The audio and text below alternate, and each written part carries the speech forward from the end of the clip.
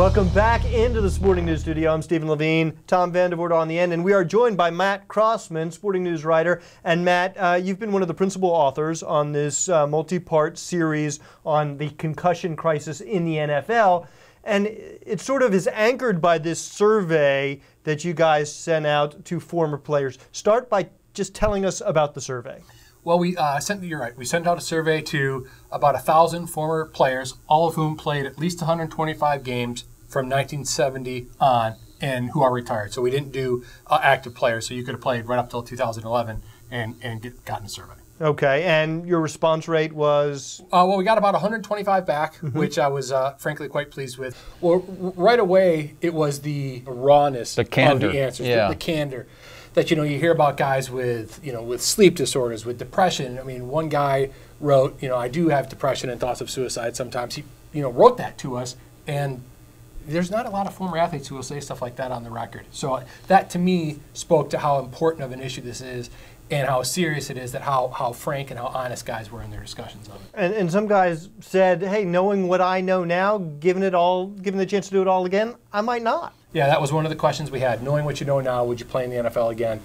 9 guys said no, including 2 Hall of Famers.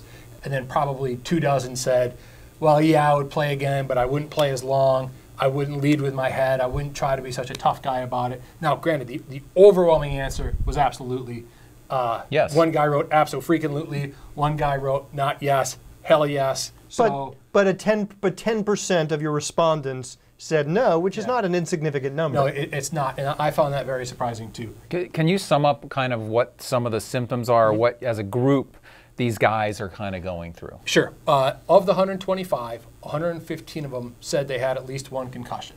So that's 90%, 92%. That number is higher than other studies have found, but I also frankly think the actual answer is 100, and that those 10 just don't know what a concussion is. So of the 115, 75 said they are suffering at least one symptom.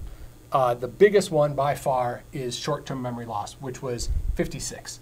After that, it slides down. There was 18, I think it was depression, sleeplessness, irritability, mood swings.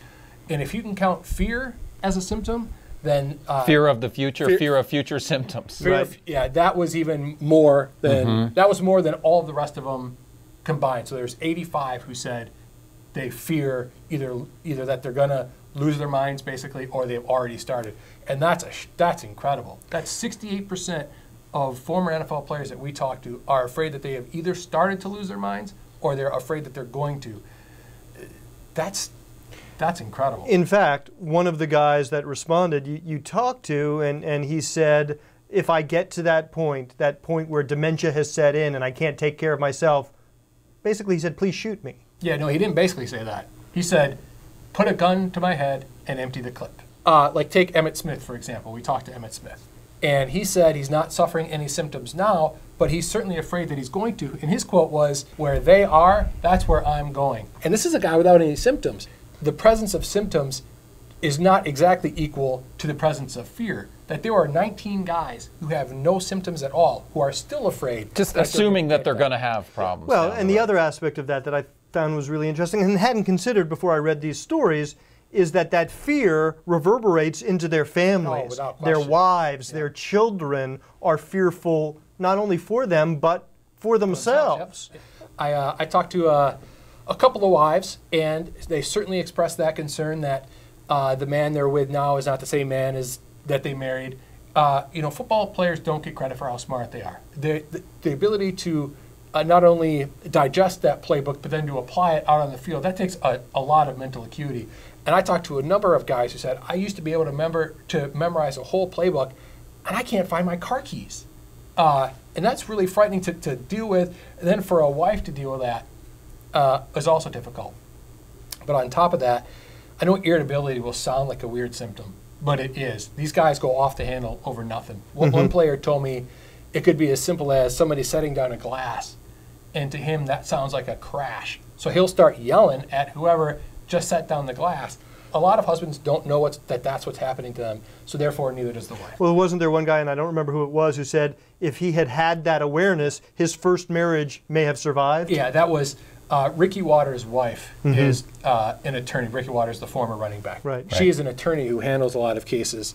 And that was what a player said to her, is that if I had known you before, I might have been able to save my marriage. And she said to me, what I just said to you, that if he doesn't understand what's happening, how is his wife supposed to know what's happening? You know, this is an amazing series, a really important issue that I'm glad we at Sporting News are bringing to the fore. And thank you for your time in tracking these guys down and in telling their stories. Well, thank you for having me. Excellent. For Tom Vandervoort, Matt Crossman, I'm Stephen Levine. Thanks for watching.